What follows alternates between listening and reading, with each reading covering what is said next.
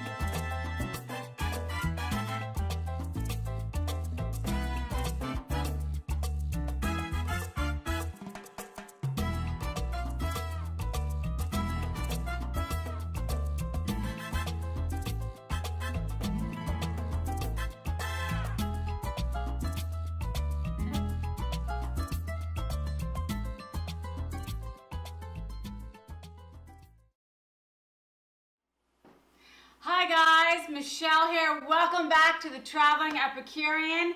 Today we're making sheet pan pizza, just like the ones I used to have when I was going to school in Italy. You're gonna love these and they're so simple to make. Come on over here and I'll show you what we're gonna need to get these going. So this is what we're gonna need to make our pan pizzas today. We have a can of whole peel tomatoes that I pureed, it's raw. We have a pound of shredded mozzarella. I have some pizza dough. I actually made 2 batches of this. And then we're gonna do different themes. We're doing a Greek theme with feta, olives, sweet onion, basil, and sliced cherry tomatoes. I have a Hawaiian theme with ham, pineapple, and green onion. We have a Clams casino with a can of Snow's chopped clams, red and orange peppers, onion and garlic, and then lots of bacon because one half is just gonna have bacon and then the other half is going with the Clams casino. Absolutely delicious. All right, so let's get rolling out our dough. So this is the fun part, getting into the dough. I'm just gonna put down a little bit of flour. We made these pizzas yesterday. Why don't we take a look at how I made those? So this is what we're gonna need to make our pizza dough. 4 cups of all-purpose flour, 3 tablespoons of extra virgin olive oil, a cup and a half of warm water. It's between 105 and 110 degrees. I have a packet of active dry yeast. It's about 2 1/4 teaspoons. I have a half a teaspoon of sugar, and I have a tablespoon of salt.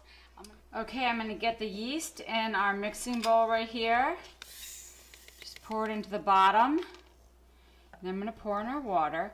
And a little trick that I do is I heat up this mixing bowl with some warm water because the stainless steel gets pretty cold sometimes, and then this way it helps to hold the warmth of the water. And then I'm going to add a little bit of sugar because yeast feeds off of the sugar, so that really helps to get it activated. So we're just gonna let that start activating for about 10 minutes, and then we're gonna come back and start adding in the flour. I'm gonna add in the 3 tablespoons of olive oil here. Really, really nice. I love the smell of fermenting yeast. It reminds me that I'm baking. So I'm gonna start adding in the flour. I'm gonna start turning it on and just let it mix.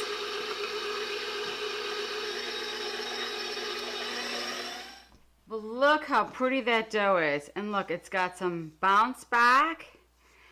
So the glutens are building in there. I'm gonna take this off and I'm just going to knead it just for a couple of minutes.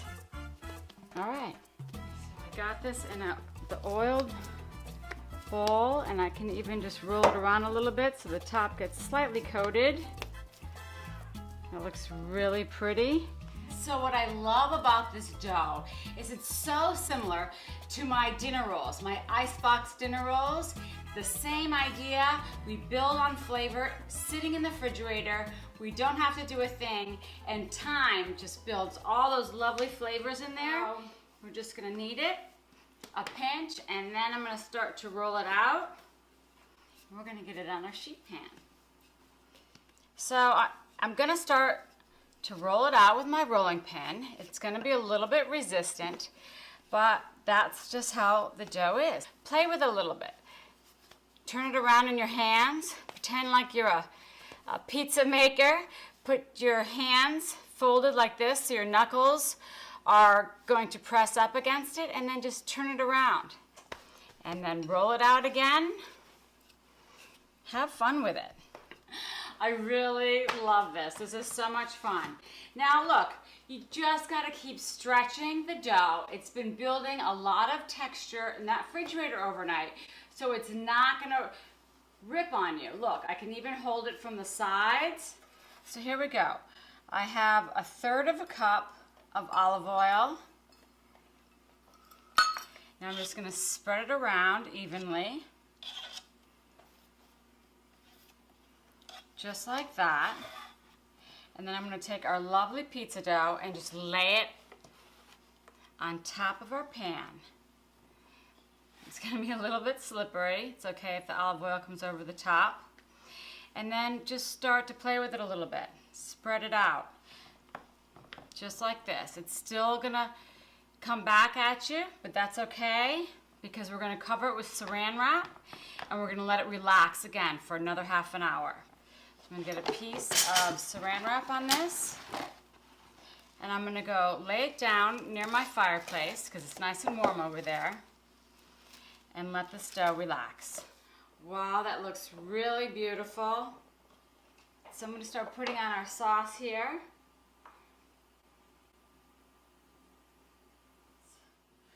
Really nice. Just going to spread it around.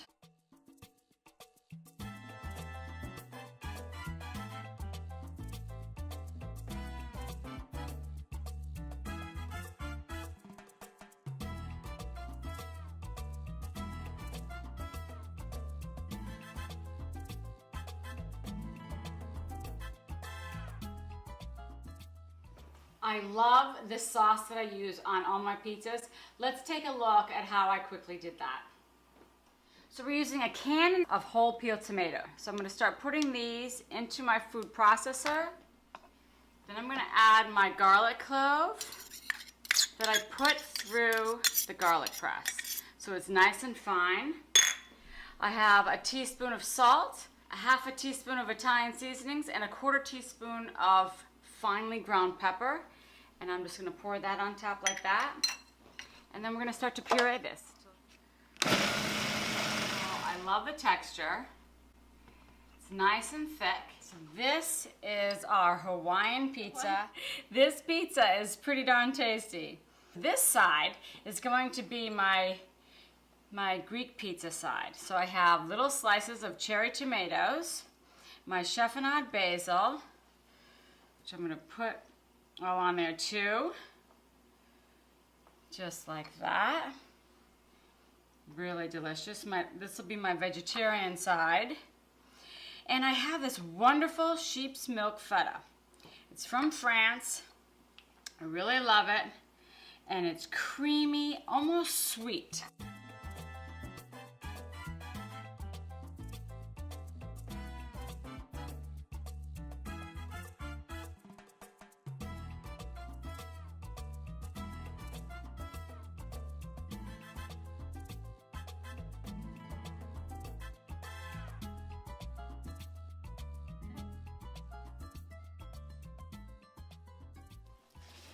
All right, so here is our Clams Casino pizza. You know, one other thing for the crust, I like to run my finger around the edges and just push in a little bit.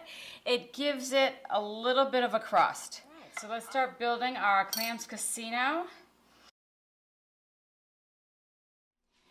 Something important to remember is I keep my toppings in the refrigerator to the last possible second. This way, it keeps the topping from not burning and letting the underside get a little bit crispy for you. All right, so we're going to put down our mozzarella. I'm going to put down first is our clams, and I'm just going to sprinkle them everywhere. I drain the clams but I didn't throw out all of the juice. I'm going to mix up our peppers and our garlic, and then I'm just going to start to sprinkle those on top of the clams.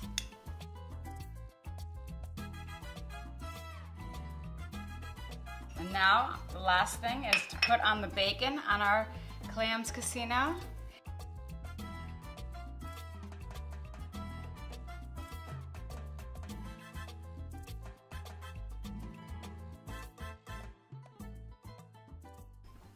So we have the Clams Casino pizza on this half, the plain bacon on this side, and I'm just gonna give a little drizzle of some olive oil. And we're gonna get this into the oven. We'll start with my kids' pizzas first. The aromas that are gonna fill this kitchen are gonna be amazing. I can't wait to show you what they look like when they come out of the oven. So here's our delicious pan pizza. It looks really yummy. Our Clams Casino pizza. This side is the Clams Casino, and this side is the plain bacon. Can you hear it sizzling? Here's an up close of the Clams Casino pizza. I don't know if it really does it justice, but this is heavenly, absolutely delicious. You've got the crispy crust like I told you to push up against the sides, crispy and chewy, and all those clams and garlic and bacon and peppers. Really, really gonna make you happy. I'm sure of it.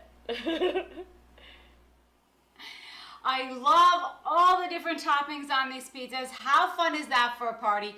You're gonna love this. You can find the recipe at thetravelingepicurean.com. Have a great weekend. See you next week. Ciao. Thank you for watching The Traveling Epicurean.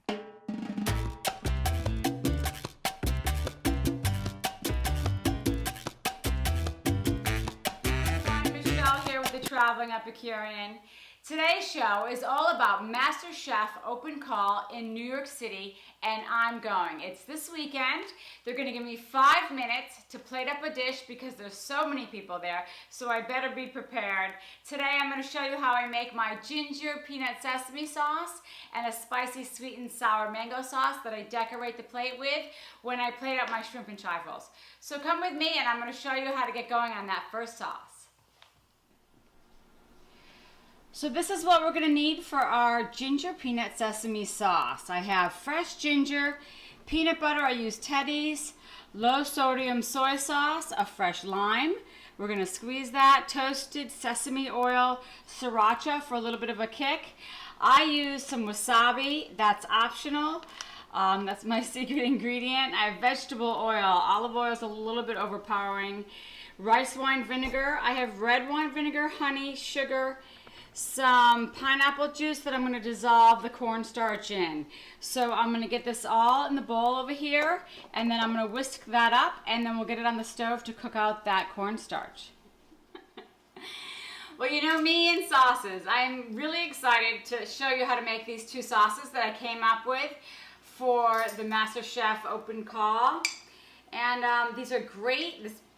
This ginger peanut sesame sauce is an awesome sauce for dipping, for like chicken, grilled chicken satay or steak, and it goes great with those shrimp rolls. So I'm going to put in 3 tablespoons of this Teddy's All Natural Peanut Butter, a 1/4 cup of the soy sauce, and I'm going to do 2 tablespoons of this wonderful toasted sesame oil. You can buy this anywhere, and boy, does it have a lot of flavor. Put in the red wine vinegar and the sugar. I'm going to dissolve the cornstarch and give it a couple of minutes to sit with the pineapple juice, just so it can dissolve. So I got in our 1 tablespoon of our ginger. Look how beautiful that pulp is. I just have, let's see, I have a tablespoon of the rice wine vinegar, and then I'm just going to put in a 1/2 teaspoon of my wasabi powder, my secret ingredient. Wasabi and soy. Who doesn't love that combination? And be careful not to breathe that wasabi powder in because it will definitely give you a punch. And then I have half of the lime. So I'm just going to start whisking this and get that peanut butter incorporated into all those other different items here and get a smooth consistency. And then we're going to get this on the stove. Oh, the aromas of the peanut butter and the ginger and the sesame oil. You're gonna knock your socks off. They smell so incredibly good. Heat up to a medium-high just to get it going. I want that sugar to melt a little bit.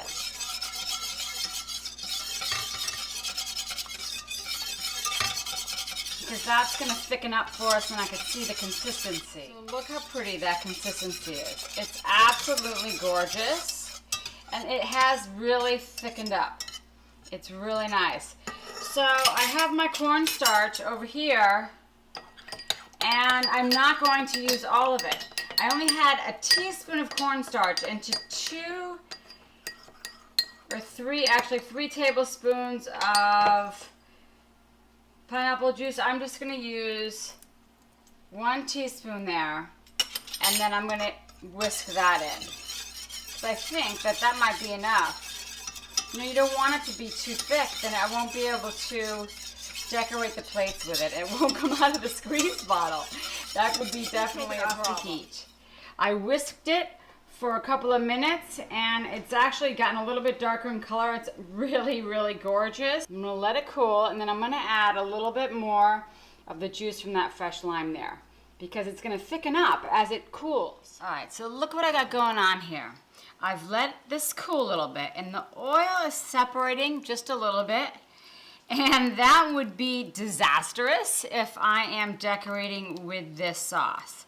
So to finish up the sauce and to combine it so it's a tighter sauce, I'm going to add in that just a little squeeze of that lime juice from the other half of the lime. I'm not using the whole lime. And I'll whisk this in. This tastes, by the way, out of this world. Just we need to fine-tune the sauce.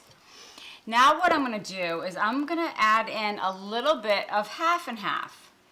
This is a cold sauce, so it's going to be refrigerated. And that half and half is really going to tie it in and help the texture. It's really going to help that texture become smooth and soft and easy to decorate. So it's not going to separate because we don't want that to separate when it hits that plate. And it's so delicious, so hopefully it won't stay on the plate for very long. All right, that sauce is done. On to our mango sauce. All right, so we got the ginger peanut sesame sauce down. Boy, that took me a couple of rounds before I got to that round to actually perfect that. So this sauce is going into the fridge. It is finished. We're gonna work on our spicy sweet and sour mango sauce right now. Get this going, and then we're gonna decorate those plates. To the side, I have a half a cup of mango and 1 cup of pineapple juice. I'm gonna put the sugar. We have a 1/4 cup of sugar. That goes right in. We have a 1/4 cup of red wine vinegar. Remember, this is sweet and sour. So we have a little different combination of items going on here. And then I have the ketchup. Should have shake this so you don't get all the liquid from the ketchup. I'm gonna pour just a teaspoon. Got that in there. And then we need about a teaspoon of hot sauce.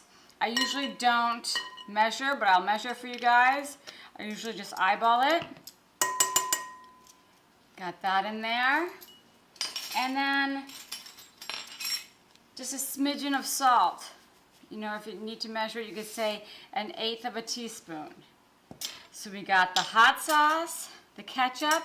I have my other rasp, and I have my fresh ginger, and I'm gonna grate this right into our bowl here. And this is gonna be about a teaspoon of ginger. So let's stir that in. We'll give a squeeze of 1/2 a lemon. And I'm cupping it like this to catch any of the seeds, or you can do it through a mesh sieve. And I'm going to save the other half of the lemon in case we need to loosen it up if it gets too thick on the stove. All right, that looks beautiful. Let's get this over to the stove. So really look at the liquid form that this starts off as, okay? This is going to be really thick when we get finished with it. Starting to simmer right now, so I'm going to turn it down to a medium. And then I'm going to start to pour in my cornstarch and keep stirring as I'm doing that.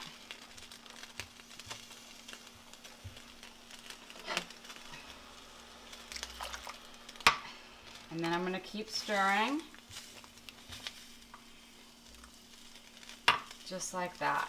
And that's 2 tablespoons of cornstarch and 3 tablespoons of water.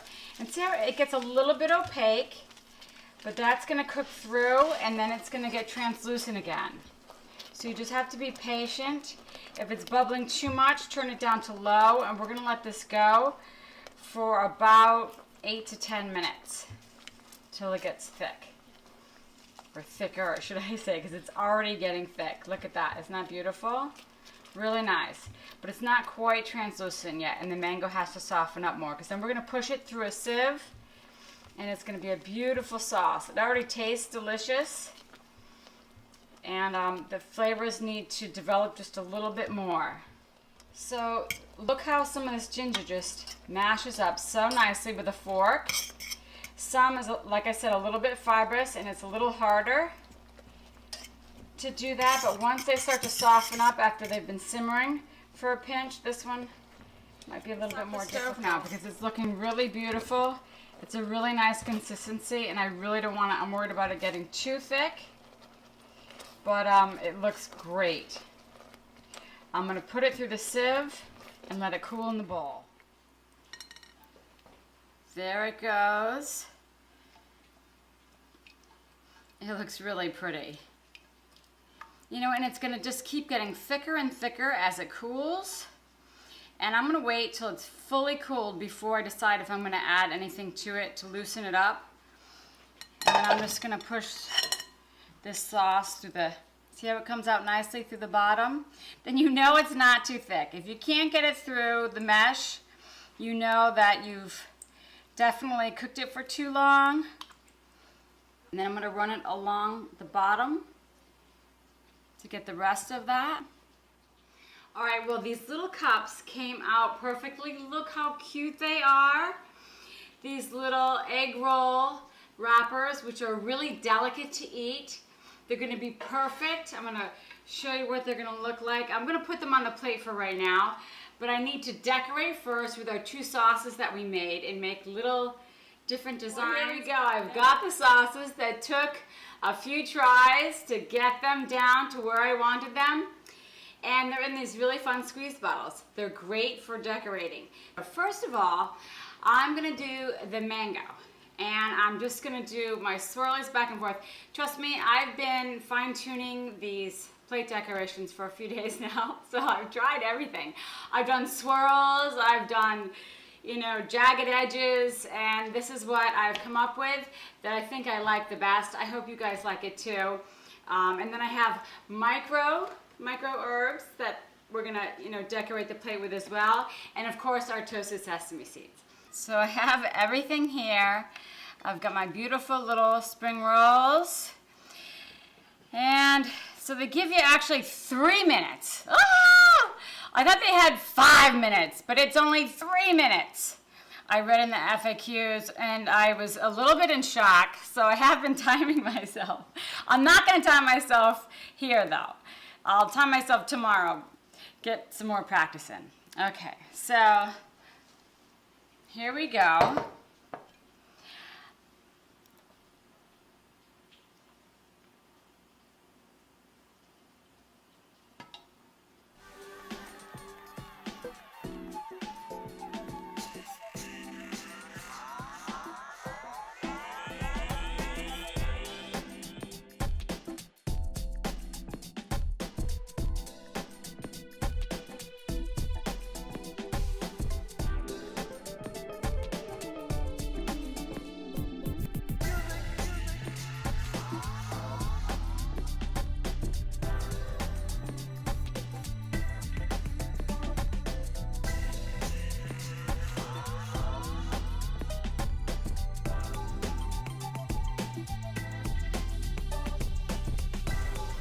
pretty.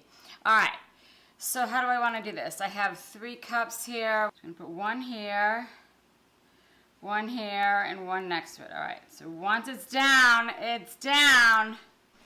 So in the cups, I have Julienne some beautiful little rounds of daikon radish and carrots. The carrots I actually had to blanch because carrots are pokey and they would not hold the shape.